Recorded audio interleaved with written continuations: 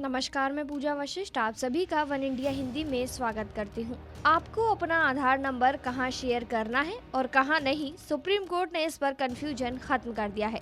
देश की सर्वोच्च अदालत ने बुधवार को आधार पर फैसला सुनाते हुए इसे संवैधानिक रूप से वैध तो माना, लेकिन साथ ही ये भी साफ कर दिया कि इसे हर किसी से शेयर करना जरूरी नहीं है।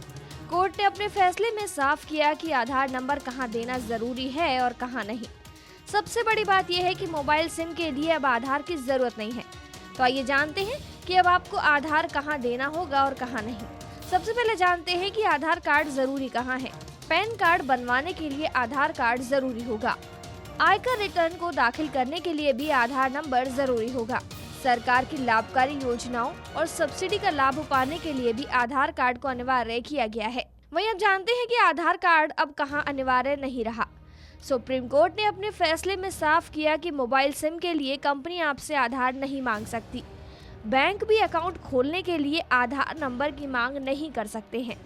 इसके साथ ही सुप्रीम कोर्ट ने साफ किया कि स्कूल एडमिशन के वक्त बच्चे का आधार नंबर नहीं मांग सकते। सीबीएसई, नीट, यूजीसी की परीक्षाओं के लिए भी आधार जरूरी नहीं है। आपको बता दें, इससे पहले इसके लिए आधार मांगा जा रहा था। सीबीएसई बोर्ड एग्जाम में शामिल होने के लिए छात्रों से आधार की मांग अब नहीं की जा सकती है। 14 साल से कम के बच्चों के पास आधार नहीं होने पर उसे केंद्र और राज्य सरकारों द्वारा दी जाने वाली जरूरी सेवाओं से वंचित नहीं किया जा सकता है। Telecom company, e-commerce firm, private bank और अन्य इस तरह के संस्थान आधार की मांग नहीं कर सकते हैं। फैसले के दौरान कोर्ट ने कहा कि आधार आम लोगों के हित के लिए काम करता है और इससे समाज में हाशिए पर बैठे लोगों को फायदा होगा। आधार डेटा को 6 महीने से ज्यादा डेटा स्टोर नहीं किया जा सकता। 5 साल तक का डेटा रखना बेड इन लॉ है।